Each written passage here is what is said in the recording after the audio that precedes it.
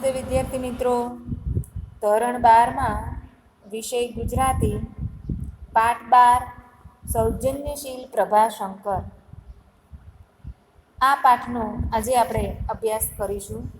સૌથી પહેલાં આપણે આ પાઠના લેખક મુકુંદરાય પારાશર્ય એમનો પરિચય મેળવી લઈએ. તેમનો જન્મ 1914માં થયો હતો અને તેમનું અવસાન 1985માં થયું હતું. સૂક્ષ્મ સાહિત્યસૂઝ અને સૌંદર્યલક્ષી કાવ્યધારાના કવિ શ્રી મુકુંદરાય પારાશર્યનો જન્મ મોરબીમાં થયો હતો. પ્રાથમિક શિક્ષણ કોટડા સાંગાણીમાં તેમજ માધ્યમિક ને ઉચ્ચ શિક્ષણ અનુક્રમે રાજકોટ તેમજ ભાવનગરમાં લીધું હતું. આર્યન પ્રબોધ ભટ્ટ સાથે સંસ્કૃતિ ભદ્રા કાવ્ય સંગ્રહો આપ્યા છે. ફૂલ ફાગણના ગીત સંગ્રહો આપ્યા છે. દીપમાલા એ મુક્તક સંગ્રહ છે. કંઠ ચાતકનો અને પ્રાણ બપૈયા પદ સંગ્રહોમાં ભાવની સચ્ચાઈ, ગહનતા, સુચારુ અભિવ્યક્તિ, પ્રાસાદિકતા તેમજ મંજુલ કાવ્યબાનીનો પરિચય થાય છે. મુકુંદભાઈએ યશોદાયી વ્યક્તિચિત્રોના સંગ્રહો આપ્યા છે. સત્યકથા 1, 2, 3, સત્વશીલ, મારા મોટીબા અને બીજી સત્યકથાઓ તથા મારી માં જેવા વ્યક્તિચરિત્રો પણ આપ્યા છે. જેમાં ઉદાત્ત જીવનદ્રષ્ટિ, વૈવિધ્યપૂર્ણ પ્રભાવક ઘટનાઓનું રસમય આલેખન જોવા મળે છે. સરળ અને પારદર્શક તેમજ પ્રાસાદિક ગદ્ય એ પારાશર્યને ઉત્તમ ગદ્યકાર તરીકે પ્રસ્થાપિત કરે છે. કંઠ ચાતકનો અને પ્રાણ બપૈયાનો પદ સંગ્રહને ગુજરાતી સાહિત્ય પરિષદનું સત્યકથા 1 તેમજ મારી મોટીબા અને બીજી સત્યકથાઓને ગુજરાતી સાહિત્ય અકાદમીના પારિતોષિકો પ્રાપ્ત થયા છે. સત્વશીલને 1978નો નર્મદ સુવર્ણચંદ્રક પ્રાપ્ત થયો છે. તો આ રીતે લેખક મુકુંદરાય પારાશર્ય છે એક ઉચ્ચ કોટીના ગદ્યકાર સ્થાપિત થાય છે. અહીંયા તેમણે એક વ્યક્તિચિત્ર આપ્યું છે. એ કોનું છે? તો કે ભાવનગર રાજ્યના દિવાન પદ પર રહેલા પ્રભાશંકર પટણી છે. એમના વ્યક્તિચરિત્રની વાત આ પાઠની અંદર તેમણે કરી છે. વ્યક્તિચિત્ર એટલે કે કોઈ એક વ્યક્તિથી, એના કાર્યોથી પ્રભાવિત થઈ અને જે જીવનચરિત્ર લખે છે, તો એ જીવનચરિત્રનો એક અંશ આપણે આ પાઠ્યપુસ્તકની અંદર આપેલો છે. વ્યક્તિદર્શન, પ્રભાશંકર પટણી વ્યક્તિદર્શન એ પુસ્તકમાંથી એક અંશ અહીંયા આપણા પાઠ્યપુસ્તકમાં લેવામાં આવ્યો છે. તો અહીંયા આ પાઠ જોતાં આપણને ખ્યાલ આવશે કે તેમનું જે સર્જન, તેમનું જે ગદ્ય છે એ કયા પ્રકારનું છે. અને સાથે સાથે એક એવી પ્રભાવશાળી વ્યક્તિનો પરિચય પણ આ પાઠની અંદર આપણને થશે કે જેમાં એક રાજા છે, એ રાજા અને એક દિવાન તરીકે પ્રભાશંકરનું જે કામ છે એ પણ આપણને અહીંયા દેખાશે. સૌરાષ્ટ્રમાં મોરબી ગામમાં ગરીબ બ્રાહ્મણ કુટુંબમાં જન્મી મેટ્રિક સુધીનો અભ્યાસ કરી સામાન્ય શિક્ષક પદથી પ્રારંભ કરી ને ભાવનગર રાજ્યના દિવાન પદ તથા એડમિનિસ્ટ્રેટરના પદને શોભાવનાર, હિંદના દેશી રાજ્યોના માનવંતા સલાહકાર બનનાર, બ્રિટિશ સલ્તનતનો પરમ વિશ્વાસ મેળવી ઇન્ડિયા કાઉન્સિલ તથા લીગ ઓફ નેશન્સના સ્થાન ભોગવનાર અને દેશના સ્વતંત્ર માટે પૂજ્ય ગાંધીજીના અંગત મિત્ર રહી કાર્ય કરનાર સર પ્રભાશંકર દલપતરામ પટણીની ઈસવીસન 1862થી 1938 સુધીની 150 વર્ષની કારકિર્દીમાં કાર્યસિદ્ધિઓ અસંખ્ય છે. તેમની બુદ્ધિ પ્રતિભા અને કાર્યશક્તિ આકર્ષક. અહીંયા આપણને ખ્યાલ આવે છે કે સર પ્રભાશંકર પટણીનો જન્મ મોરબીમાં ગરીબ બ્રાહ્મણ કુટુંબમાં થયો હતો. તેઓએ મેટ્રિક સુધીનું ધોરણ 10 સુધીનો અભ્યાસ કર્યો હતો અને ત્યાર પછી તેઓ શિક્ષક હતા. ભાવનગર રજવાડામાં એ ભાવનગર રાજ્યના દિવાન તરીકે હતા, એડમિનિસ્ટર હતા અને જે દેશી રાજ્યો હતા એ દેશી રાજ્યોમાં સલાહકાર તરીકે પણ તેઓ હતા. માત્ર ભારતના નહીં પણ બ્રિટિશ સલ્તનત છે એમનો પણ એમણે વિશ્વાસ મેળવ્યો હતો અને કાઉન્સિલિંગ છે ઇન્ડિયા કાઉન્સિલિંગ એમાં પણ એક ઉચ્ચ સ્થાન ભોગવનાર તેઓ હતા. આ સાથે ગાંધીજી સાથે પણ તેમણે કામ કર્યું છે. તેઓ અંગત મિત્ર હતા. તેમની સાથે રહી અને કાર્ય કરનાર એવા પરમ દેશભક્ત હતા, સત્યનિષ્ઠ હતા. આગળ જેમ જેમ પાઠ જોતા જઈશું તેમ તેમ ખ્યાલ આવશે કે તેનામાં કેવા કેવા ગુણો હતા. મિત્રો, આપણને ખ્યાલ આવે કે આઝાદી આપણને આમનામ નથી મળી. એ સમયનું જે ચિત્ર છે, એ સમયનો જે કારોબાર છે, એ સમયના જે અધિકારીઓ છે એ દેશ પ્રત્યે, એ પોતાના રાજ્ય પ્રત્યે, એ પોતાના રાજા પ્રત્યે કેટલા વફાદાર હતા અને કેટલી દિલો દિમાગ અને પોતાના જીવનની અંદર માત્ર કાર્યનિષ્ઠા એ જ એક એનું પરમ ધ્યેય હતું.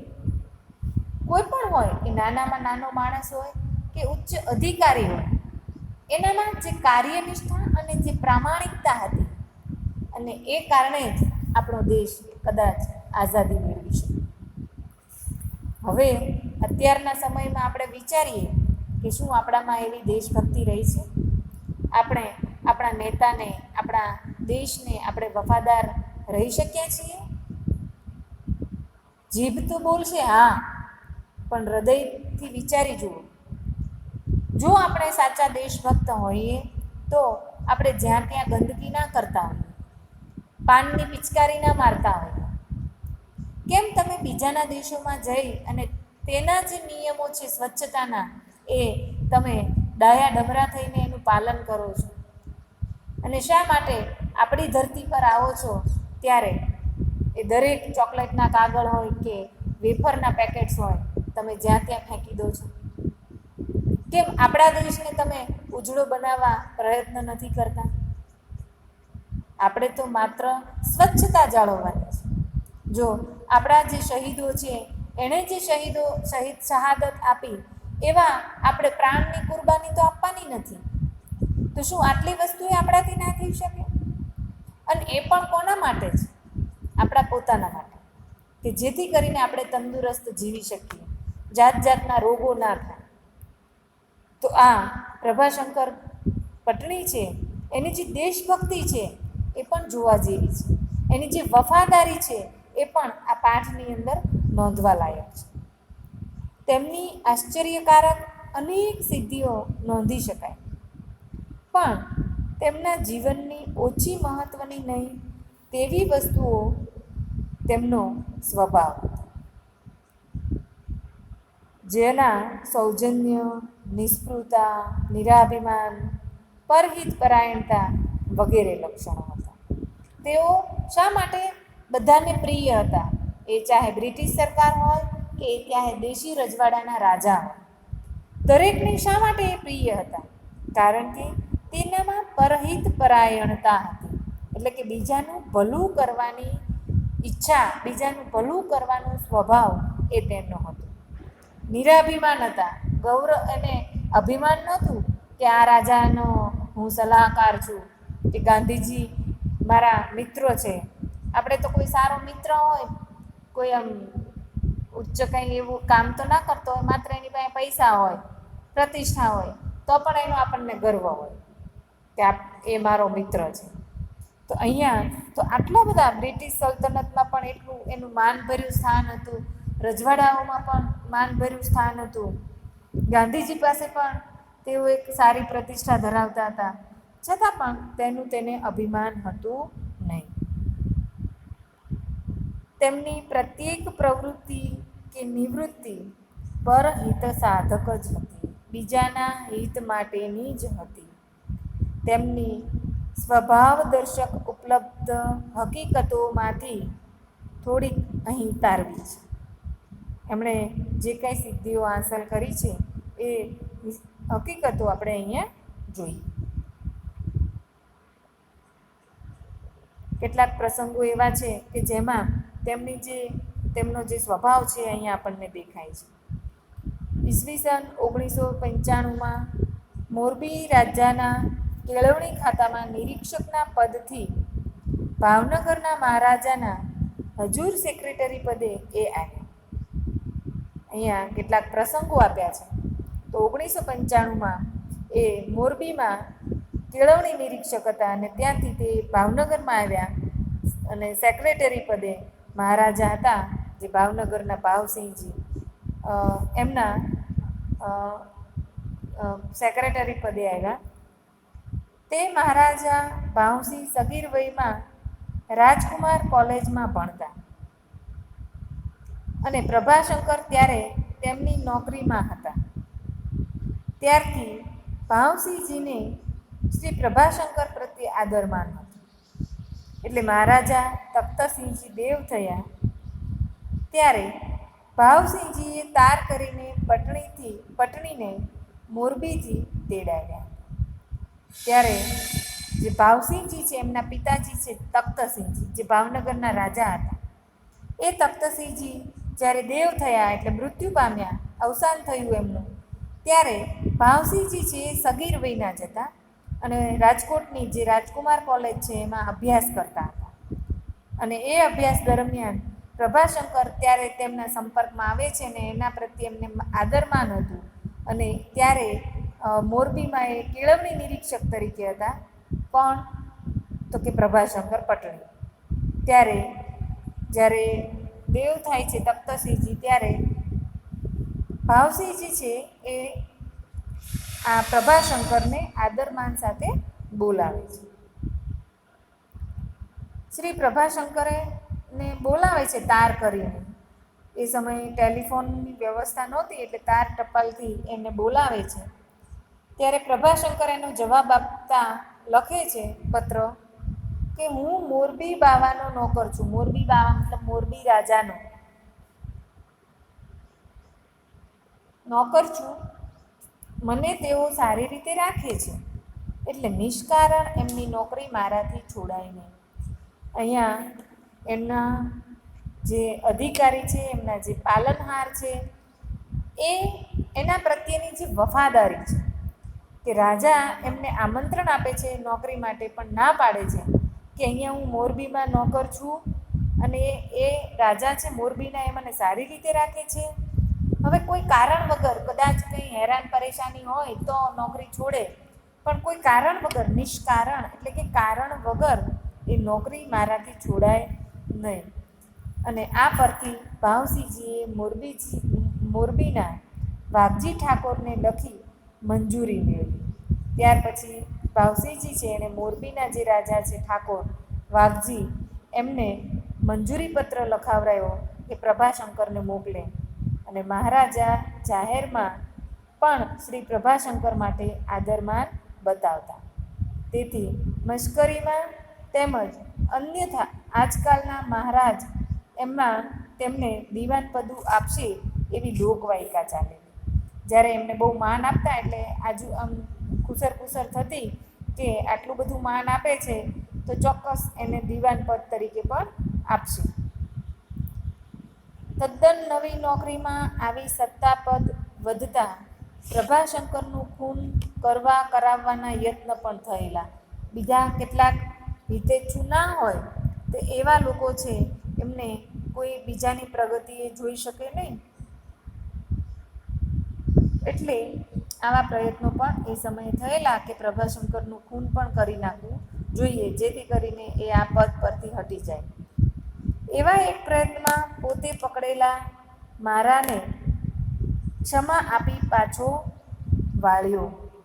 મારા એટલે કે મારનાર, એવો એક પ્રયત્ન થયો, એને મારવાવાળો એક આવ્યો અને એ મારનારને પાછી પકડાઈ પણ ગયો, પણ છતાંય એણે એને ક્ષમા આપી, માફી આપી અને એને જવા દીધો ને વાત દાબી દીધી. એ પછી એ પ્રયત્ન બંધ થયા. પણ એ બનાવ પછી પ્રભાશંકરે એક પુસ્તક વડે પ્રભુને પ્રાર્થના કરી કે મારી આખી અવની પરની જિંદગાની વિશે મેં રાખી હોય મુજ રીપુ પરે દ્રષ્ટિ જે રીતની મેં, તેવી એ જો મુજ ઉપર તું રાખશે શ્રી મુરારી, તો એ તારો અનુણી થઈને પાડમાં નિષ્ભારી. એટલે કે હે ઈશ્વર, જો આ પૃથ્વી પર, અવની એટલે કે પૃથ્વી પર, આ જિંદગીમાં મેં તારા પ્રત્યે,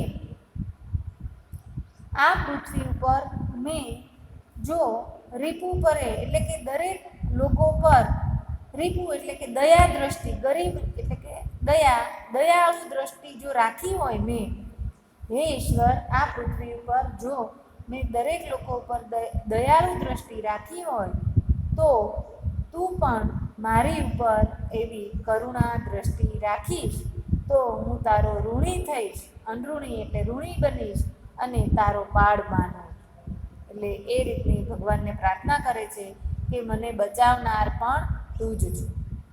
શ્રી પ્રભાશંકર હજુ સેક્રેટરી પદે હતા. એ વખતે મહારાજા ભાવસિંહજીએ એક વરિષ્ઠ અમલદારને રાજીનામું આપી 24 કલાકમાં ભાવનગર છોડી જવાનો હુકમ કર્યો અને શ્રી પ્રભાશંકરને બોલાવી આ માગેલા રાજીનામા પર મંજૂરીનો હુકમ લખવા આજ્ઞા કરી.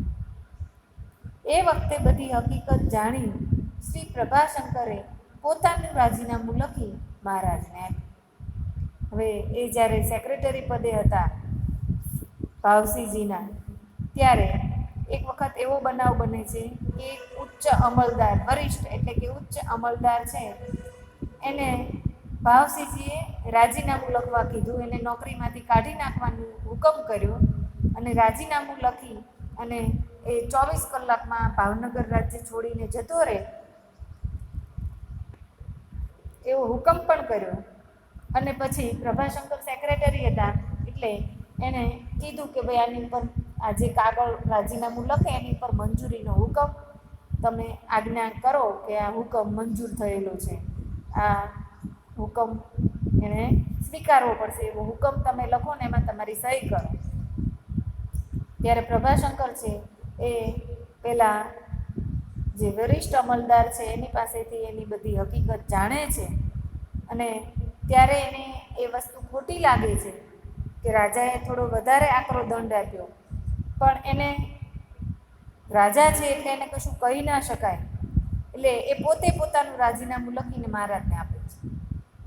આ શું મહારાજે પૂછ્યું. શ્રી પ્રભાશંકરે આ મતલબનું કહ્યું. એટલે આ મતલબનું એટલે કે આવી રીતના કહ્યું. શું કીધું? જ્યારે મહારાજાએ પૂછ્યું કે કેમ તમારો રાજીનામાનો પત્ર આપ્યો, પહેલાંના રાજીનામા ઉપર તમારે સહી કરવાની હતી, હુકમ મંજૂર કરવાનો હતો, એની બદલે તમે પોતે જ તે રાજીનામું આપ્યું. ત્યારે પ્રભાશંકર બહુ સરસ જવાબ આપ્યો કે રાજા કેવળ સત્તાધીશ દંડદાતા નથી, પણ પ્રજાનો બાપ પણ છે અને નોકર થવાની કોઈ માણસ આપનો પ્રજાજન મટી જતો નથી. નોકર ભૂલ કરે તો તેને સુધારવાની ફરજ અમલદારની અને તેથી વધુ અમલદારના પણ અમલદાર એવી રાજાની છે. પણ એને બદલે જો રાજા ઘડીમાં કોપે ને જે કુટુંબને પેઠે દર પેઢી રાજાની સેવા કરી જીવન આપ્યા હોય એવા કુટુંબના એક માણસે રાજના નોકર તરીકે કંઈક ભૂલ કરી હોય તો એ બદલ એને તત્કાલ આકરી સજા કરે તો એવા મનસ્વી રાજાની નોકરી કરવા કોણ સારો માણસ ઈચ્છા રાખે, માટે મેં રાજીનામું આપ્યું છે. કે છે કે પ્રજાનો પાલનહાર છે રાજા.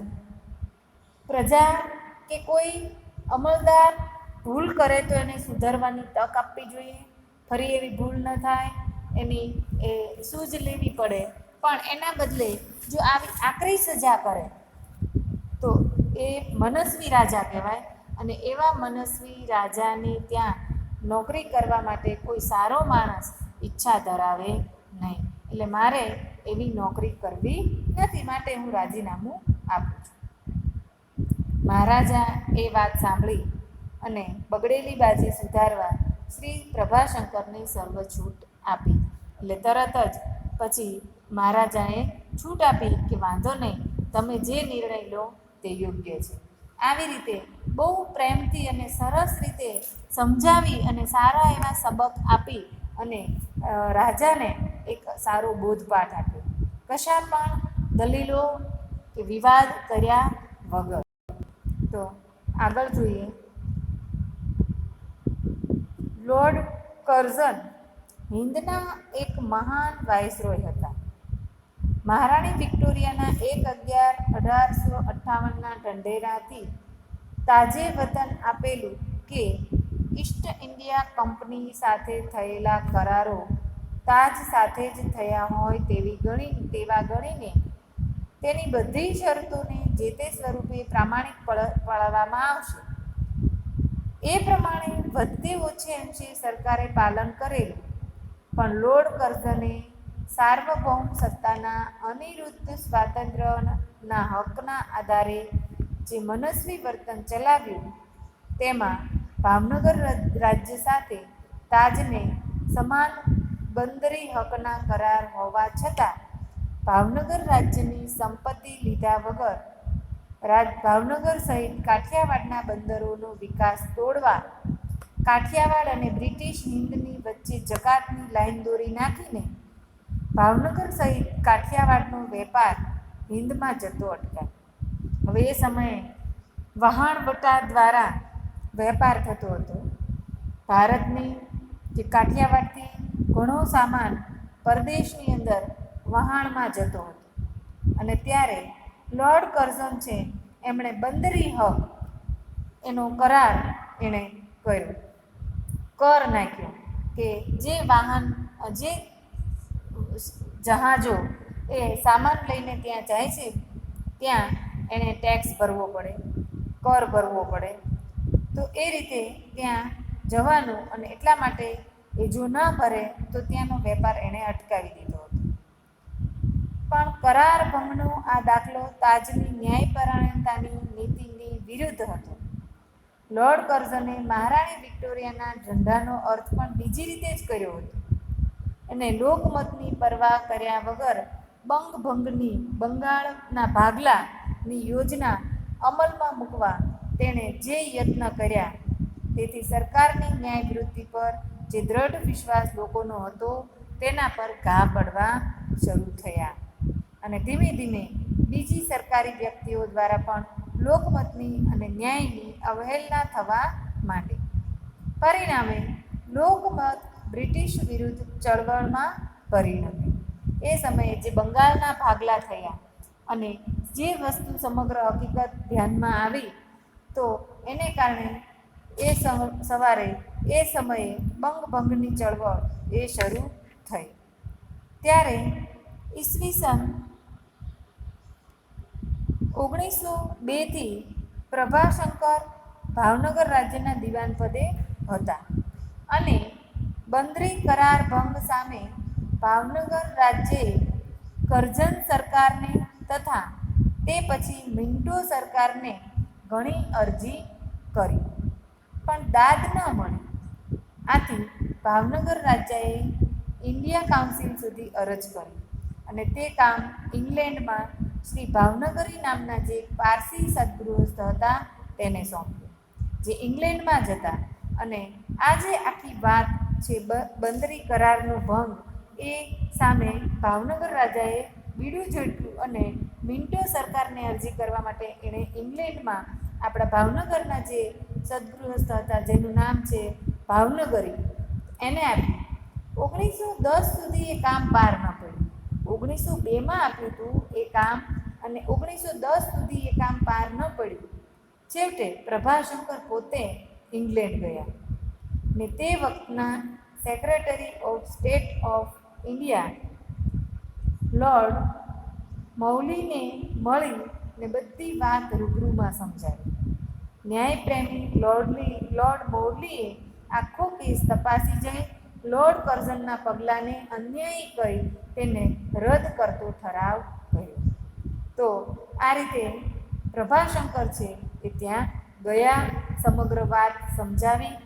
અંગ્રેજોમાં પણ કેટલાક એવા અધિકારીઓ હતા જે ન્યાયપ્રિય હતા, અને એ રીતે આ બંદરી કરારનો એક જે ઇસ્યુ હતો, એક બંદરી કરાર ભંગનો જે મુદ્દો હતો, એનું સમાધાન એ આ પ્રભાશંકર પટણીએ કર્યું. ત્યારે ભાવનગર રાજ્યની તરફેણમાં ચુકાદો આવ્યો પછી લોર્ડ મૌલી શ્રી પ્રભાશંકરને ખૂબ હર્ષથી મળ્યા અને કહ્યું, congratulation mister Prabhashankar, you have win the case. કે અભિનંદન શ્રી પ્રભાશંકર, તમે તમારો કેસ જીતી ગયા છો. પ્રભાશંકરને એવું કીધું કોણે? લોર્ડ મૌલીએ. ત્યારે ઉત્તરમાં પ્રભાશંકરે કહ્યું, no thanks, it is not mister Prabhashankar who has won the case, it has the sense of justice on the part of the government that has won the case. ના, આભાર આ વિજય પ્રભાશંકરનો નથી, પણ બ્રિટિશ રાજ્યમાં રહેલી ન્યાયની ભાવનાનો છે. તો જે યશ એમને મળેલો, કે જે અભિનંદન એમને મળ્યા, પણ એનો જે હકીકત છે એ છે કે તમે પણ ખૂબ સારા એવા ન્યાયપ્રિય છો એવું. અને એમના આ ચુકાદાના તારથી ભાવનગર ખબર આપતા શ્રી પ્રભાશંકરે લખેલું કે આ સફળતાનો યશ શ્રી ભાવનગરીને આભારી છે. પોતે સ્પેશિયલ ઇંગ્લેન્ડ ગયા, ત્યાં તેઓએ બધું કામ પતાવ્યું, કર્યું, અને છતાં પણ તેનો યશ છે એ મિસ્ટર ભાવનગરીને આપે છે. તો આટલા એ મહાન હતા, આટલા એ ઉદાર હતા. અને ભાવનગરની તરફેણમાં ફેંસલો આવતા મહારાજા પાસે હરખ કરવા ગામ લોકો આવેલા.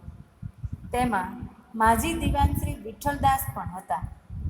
તેમણે શ્રી પ્રભાશંકરનો તાર વાંચીને મહારાજાને કહેલું, પટણીના પ્રયત્નથી જ ભાવનગરની જીત થઈ છે, છતાં પટણી ભાવનગરીને જજ દે છે તે એની મોટાઈ છે, અને એ પ્રભાશંકર પટણીથી જ થઈ શકે. પોતે કરેલા કામનું યશ બીજાને આપવો, બીજાને સોંપવો, તો એ બહુ મોટી વાત છે. અને એ કહે છે કે આવું તો પ્રભાશંકર જ કરી શકે, બીજા કોઈ કરી શકે નહીં.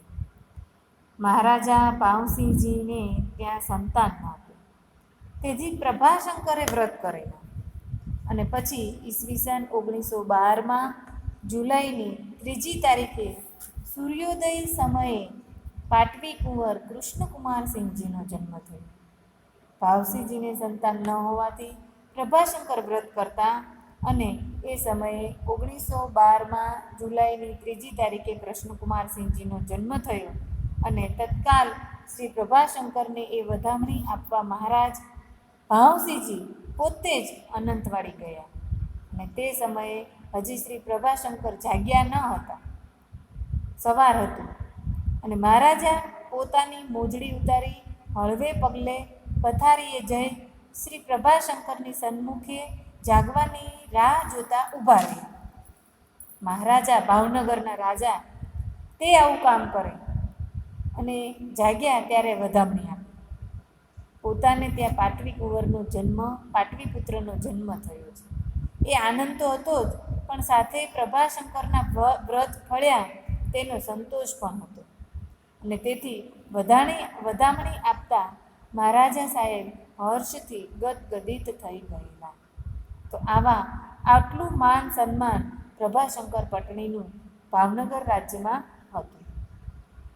એ મહારાજા સાહેબે ઈસવીસન 1919માં દેવ થયા ત્યારે શ્રી પ્રભાશંકર ઇન્ડિયા કાઉન્સિલના સભ્ય હતા અને ઇંગ્લેન્ડમાં હતા અને એમને હિન્દના કોઈ પ્રાંતમાં ગવર્નર પદે નીમવાની સરકાર વિચારતી હતી.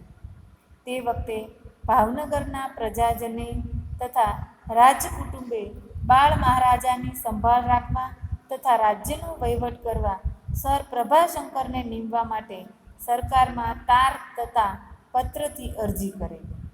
ઇંગ્લેન્ડમાં હતા પ્રભાશંકર અને ત્યાં હિન્દ પ્રાંતના ગવર્નર પદે એમને નીમવાના હતા, પણ ભાવનગરમાં જે રાજાનું મૃત્યુ થયું અને કૃષ્ણકુમારસિંહજી તો નાના હતા, બાળક હતા, તો રાજ્યનો વહીવટ પ્રભાશંકર કરે એ માટે એને વહીવટી તરીકે નીમવા માટે સરકારને તાર કરે છે અને પત્રથી અરજી કરે છે. સત્તા તથા વૈભવભર્યું ઉજળું ભાવિ છોડી અને પ્રભાશંકર એ પદ નહીં સ્વીકારે એમ સરકાર માનતી હતી. સરકારને, બ્રિટિશ સરકારને એવું હતું કે આટલું આખા દેશનું, આખા પ્રાંતનું જો સંભાળવાનું હોય, આટલો ઉચ્ચ હોદ્દો હોય, એ છોડીને એક નાનકડા ભાવનગર જેવા મુઠ્ઠી જેવા રાજ્યનો એ કારભાર સંભાળે તો એનો એ અસ્વીકાર જ કરશે એવું સરકાર માનતી હતી. અને બે વચ્ચે પસંદગી કરવાનું શ્રી પ્રભાશંકરને કહેવામાં આવ્યું ત્યારે તરત જ તેણે ભાવનગર રાજ્યનું વાલીપણું સ્વીકારી લીધું કે પોતે ભાવનગર રાજ્યના વહીવટને સ્વીકારશે. અને જ્યારે સરકારે એને કારણ પૂછ્યું કે આટલી મોટી તમે તમારા ભાવિ કારકિર્દી, ઉજળા ભવિષ્યને છોડી અને તમે ભાવનગર જેવા નાનકડા એક રાજ્યની જવાબદારી સ્વીકારો છો, શા માટે? ત્યારે ભાવસિંહજી કહે છે કે મહારાજની ઈચ્છા હતી કે તેમના પાટવી કુંવર મારા હાથ તળે ઉછરે. હાલ જ્યારે એ નામદારની હયાતી નથી ત્યારે મારી પહેલી ફરજ એ છે કે મારે આ જ સ્વીકારવું જોઈએ. મારે રાજાએ જે આપેલી વાત છે એને સ્વીકારવી જોઈએ, એની વાત માનવી જોઈએ અને એ મારી ફરજમાં આવે છે એવું ભાવસિંહજી એવું પ્રભાશંકર માને છે. અને પરિણામે એ ગવર્નર પદની જે પોતાની વિચારધારા છે એ છોડી, એ પદને છોડી અને ભાવનગર રાજ્યના વાલી તરીકે એ આવે છે.